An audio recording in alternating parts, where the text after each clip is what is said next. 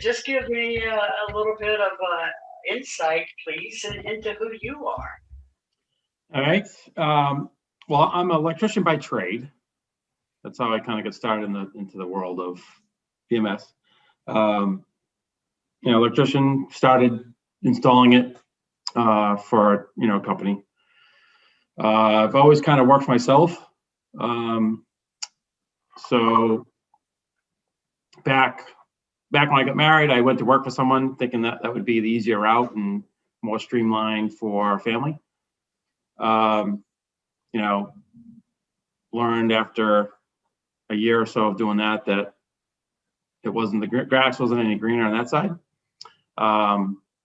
So I worked for a couple of years for someone doing BMS and then ventured out on my own, basically. My history is basically a lot of it's self-taught, doing electrical. All the BMS has been pretty much self-taught. I've been to classes and all that, but, I don't have like a HVAC background or anything. It's been all, self-motivated and taught, internally.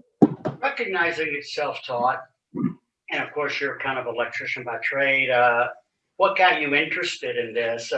To self-teach yourself something, you got to be motivated to want to do it. So what was that motivation? Well, I was very interested in when we started installing it. I never really even thought of the control world. Started seeing programming and that sort of thing. That side of it interested me a lot.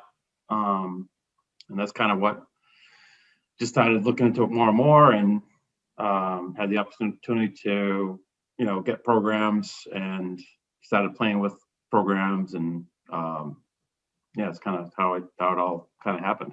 So Chris, share about your background for us, please.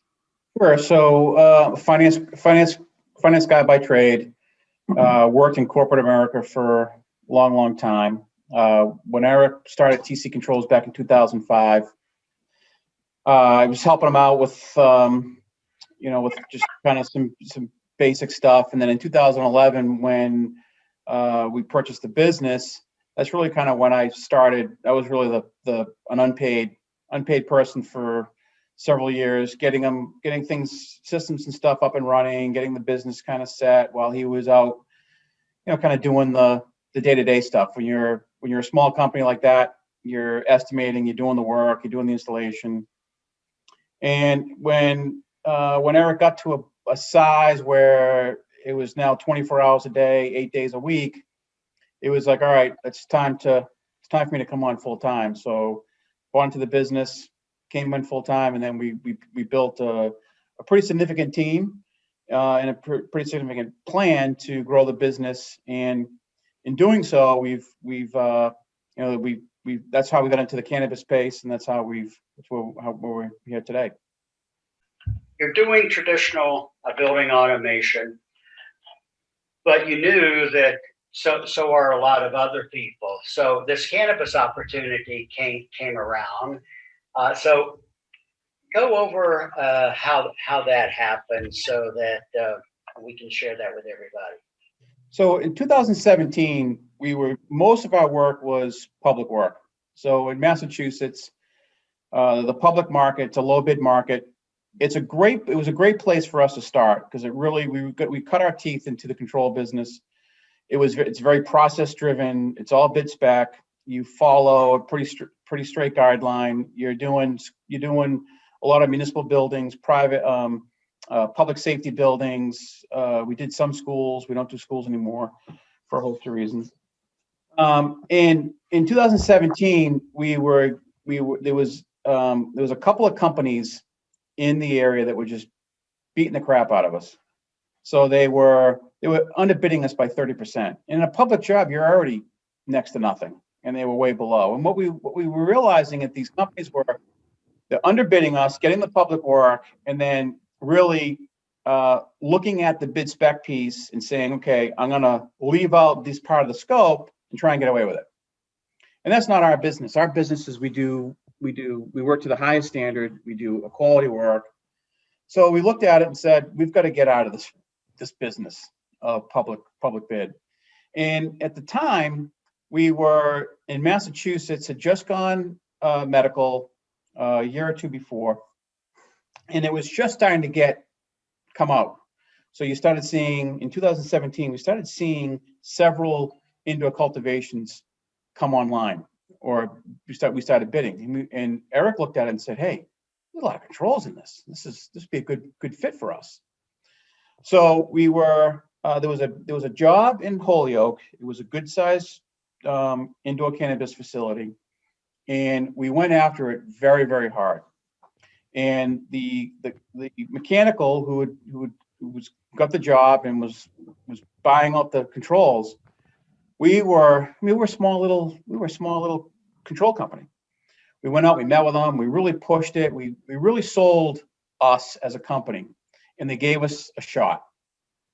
And when we got in, we were at the construction meeting, Eric and I, and the owner came in and said, "Hey, they just dropped this Argus thing off at the dock, and we thought it came installed, and it didn't.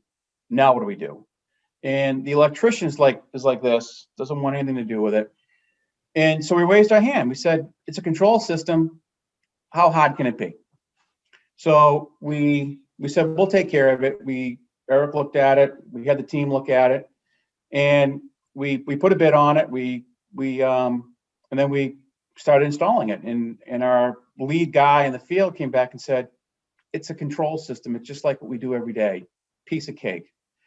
So we put a lot of energy and emphasis into getting that designed right. We actually did a big integration to our Johnson system, and it was at the end of the project, it just really worked well.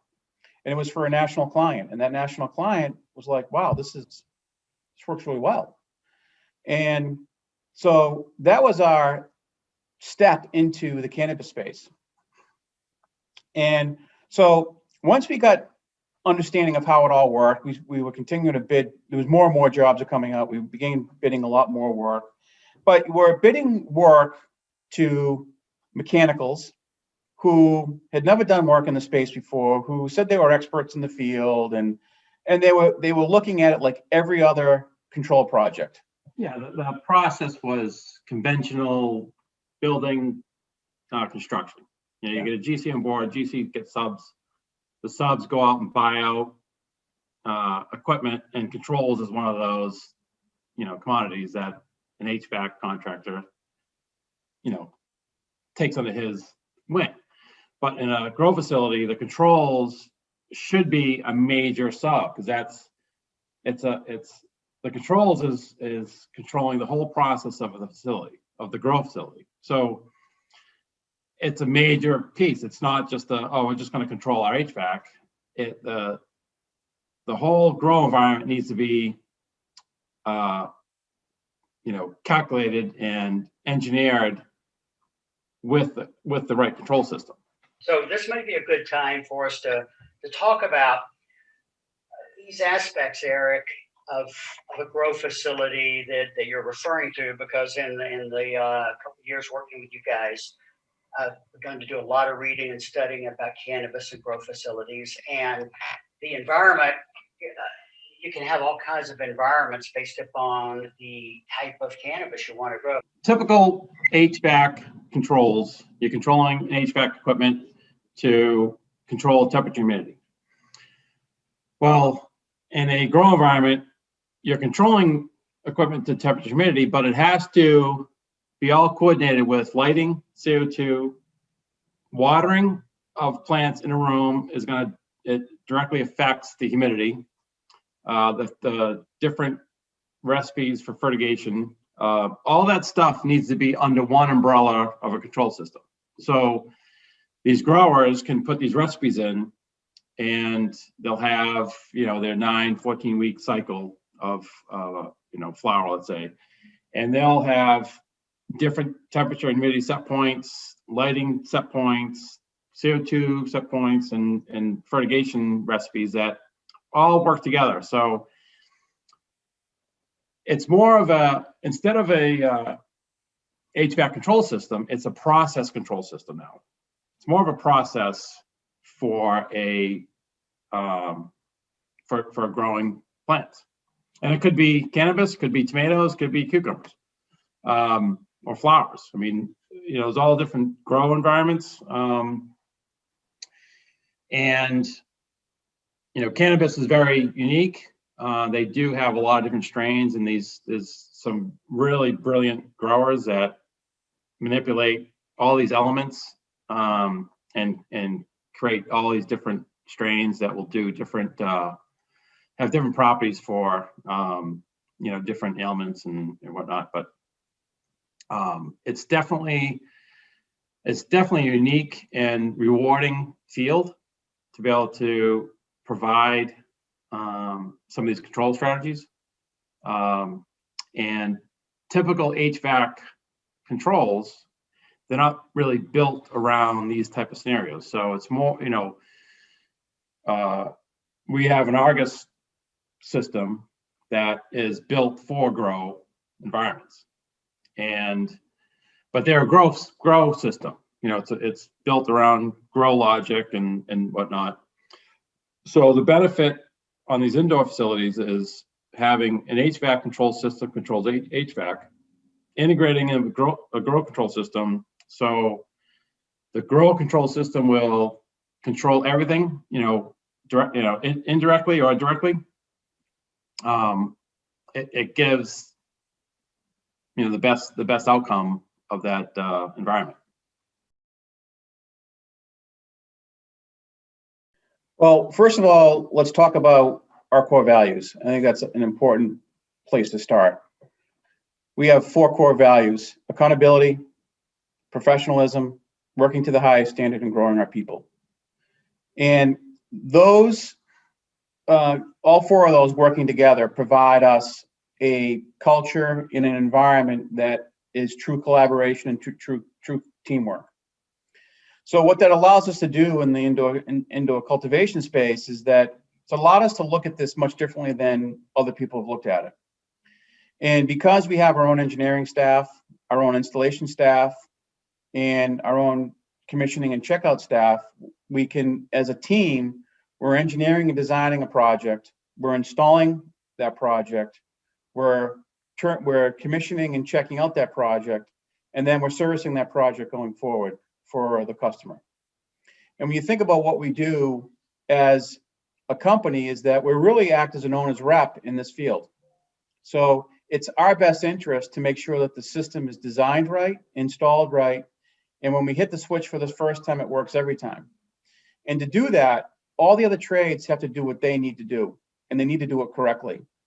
And what we find in this space is that if the HVAC system is designed a certain way, and the mechanical decides to substitute equipment, it isn't designed to do what it's supposed to do.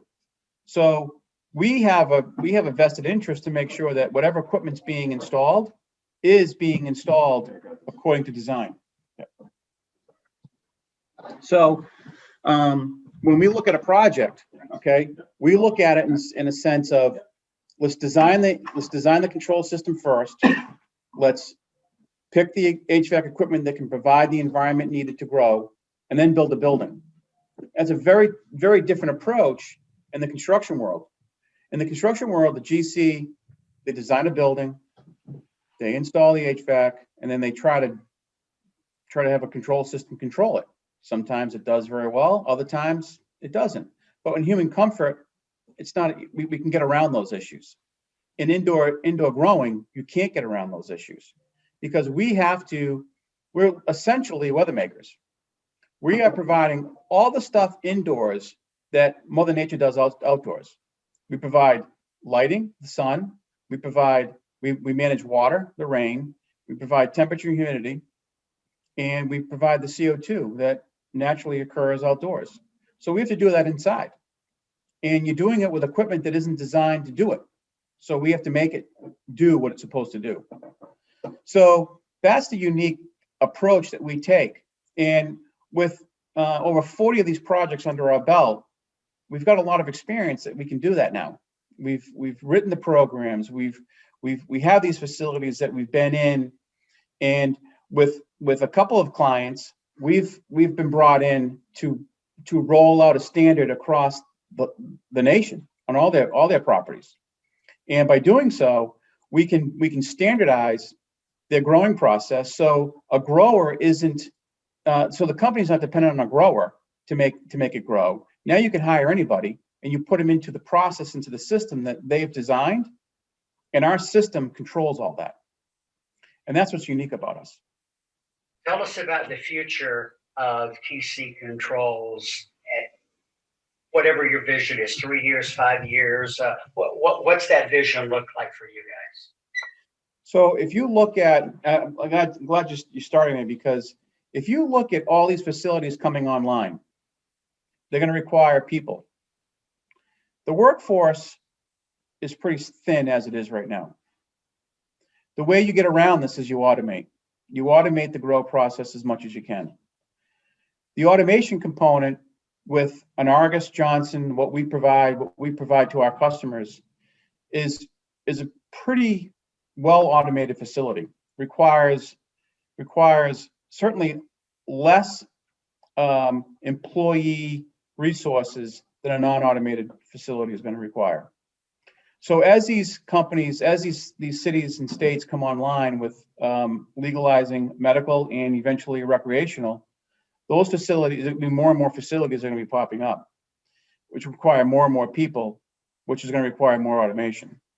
So our plan, our growth plan is to we're sourcing resources inside and outside of New England on the technical side to be able to go and support these clients as they come on throughout the country. And we've got a very good, very I'd say managed growth plan. We don't want to grow too fast, but we want to grow at a rate that's going to support our clients going forward. We've put in a lot of emphasis into project management. We have a very good, strong financial system to track our costs. We know where our costs are at any given point in time.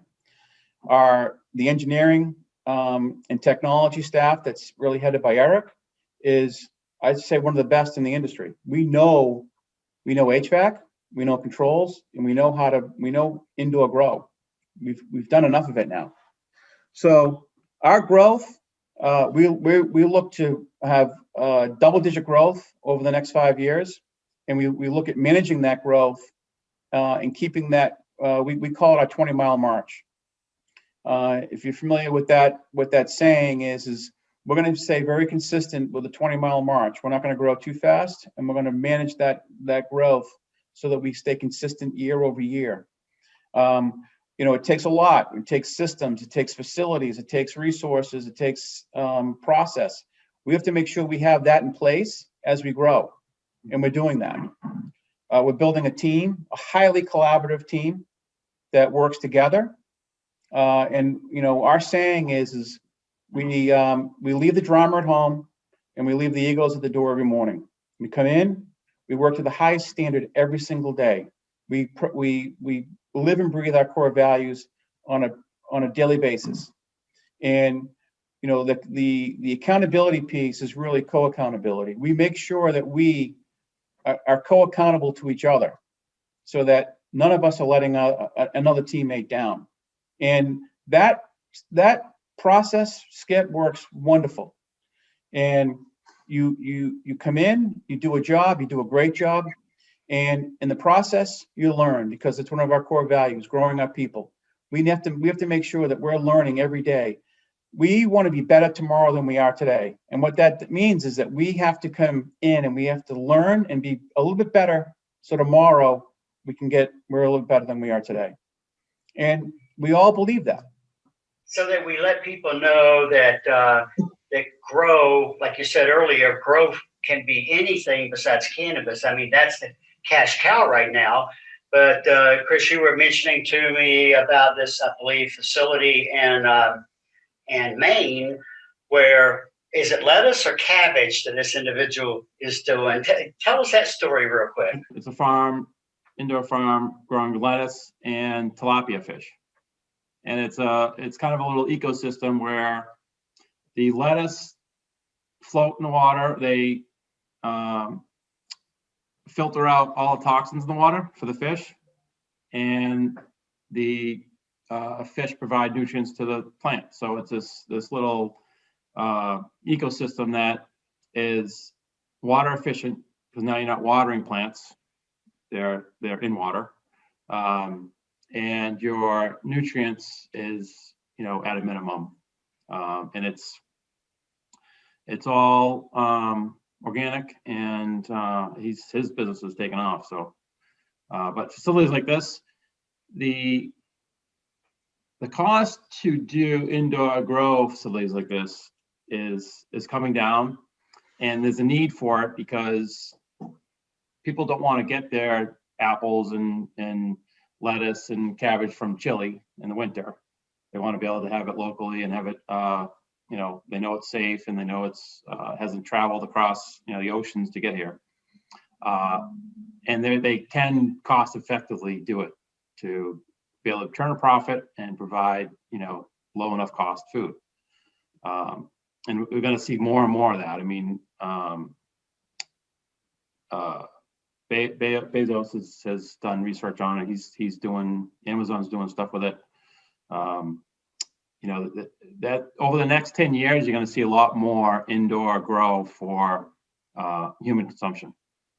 Definitely. And that's in Maine, the project that we're talking about, correct? Yes. Yeah.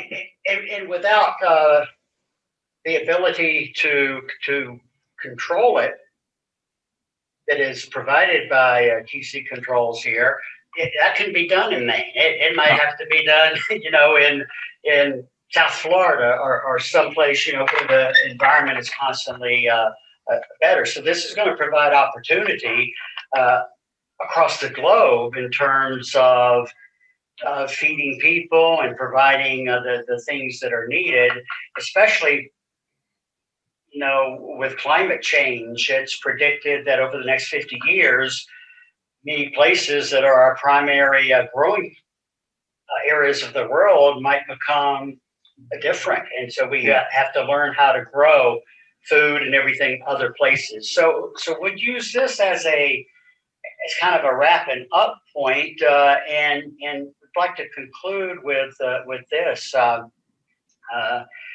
In terms of somebody coming on board, for example, we've got a couple folks that were hired recently who are supporting the cannabis space. They are remote, so anybody that supports the cannabis space, yes, we are looking for somebody local in Worcester area to handle some local business there. But for somebody supporting just the cannabis space, they are going to have to travel. So I'd like to kind of conclude with just positioning that job for us, so that people will understand, anybody who wants to say, yeah, I would like to do this work, they're going to have to know they got to travel. So what kind of systems do you have in place for communication, for sharing documentation? What's the process for them traveling to jobs? How long are they out in the field? Those types of things, and we'll use this as our conclusion. So we're just wrapping up the construction on a new facility here in Oxford, Massachusetts. With that is a new network system. So anyone that's remote, whether you're working from home or working out of state, we have a very substantial VPN that will have that people have access to. We use Office 365 for all of our OneDrive, for email. So all that's kind of cloud-based anyway. You'll have a very significant VPN to be able to come in and get documents. OneDrive allows to sync documents down. So if you're in a site that doesn't have that ability, we'll be able to have that locally on your machine. We do have an in-house travel department. Eric's wife handles all of our travels, so that burden is off of an individual. You get a lot of resources. We have some corporate accounts for auto rentals and stuff like that. We have, I think, a very good travel policy. We believe that if you're going to be out, that there should be no burdens that you should be burdening yourself with. And we try to keep our travel Monday to Friday. And the way we're bidding some work, and I'll let Eric speak to it a little bit, is that we're trying to keep the amount of work that we do to a minimum. Why don't you talk about that a little bit? Yeah, so we're developing engineering processes to be able to have local people do, most of the install work and obviously the wiring and that sort of thing. So when we show up on a site, our time is very limited. We can have, minimal time commissioning a system, having all the stuff proven before we show up, which is, we've been working on that engineering piece to make sure that, local contractors, whether it's in, Pennsylvania or Kansas or Ohio, they would be able to install the systems to our standard. We have a very, good process on putting a system together, and we want that to be uniform through wherever we do it. So we want to make sure that every system is the same and they work the same every time. And another point, because of COVID, the remote personnel, that piece has been proven. It works very well. It's kind of forced all of us to do that route. And so a lot of these remote people that we have, they might have, weeks that they're working from their home on other projects. If it's someone that's programming, they can do programming remotely now. We can do a lot of stuff remotely with like I said, VPNs and remote catch to sites, and so that piece of it is a lot easier now, I think, because of COVID. And someone, it depends on the individual who comes into the company. They might be 75% travel, they might be 25% travel, depending on what their skill is and what their job description is going to be. So, I don't think that's a very big boundary for us, Well, in wrapping this up, first thank you guys for just taking some time for us to chat and be able to present your company and your opportunities to people out there in the field. And you bring to the table something very unique as a controls company, as a systems integrator. Somebody can come to TC Controls and learn a whole plethora of new skills. And then with the quality controls that you have and making sure everything is controlled in-house, from the engineering, you have the standards for install, so that when the person shows up on site to commission it, it's a pretty seamless process. You guys are growing, and you're going to be growing like crazy. Even though you got controlled growth, we know that, man, over the next 5 to 10 years, basically you'll be able to support things nationwide. So TC Controls is going to, for any of you considering this role, this is the company you want to be with if you want to get outside that routine of going into standard Class A office buildings or warehouses and what have you, doing standard building automation systems controls. And so it's exciting. I appreciate the opportunity to represent you guys in the marketplace for your talent needs, and welcome the candidates to come along with us. So Yeah, any closing words? Yeah, one last note on a lot of this indoor grow space. We're working directly for the owner, so the work environment, like the work environment that a technician or a programmer or a commissioning person deals with is much more uplifting and much more rewarding than if you're working through the regular GC mechanical process. You're providing a service that is well accepted versus working for someone that just wants you to get done at the cheapest price, the fastest, and get out of there. We become a partner to the customer. So it's very rewarding at startup when you're doing these projects to be able to provide what they're looking for and work with them to make their facility work the way they want it to.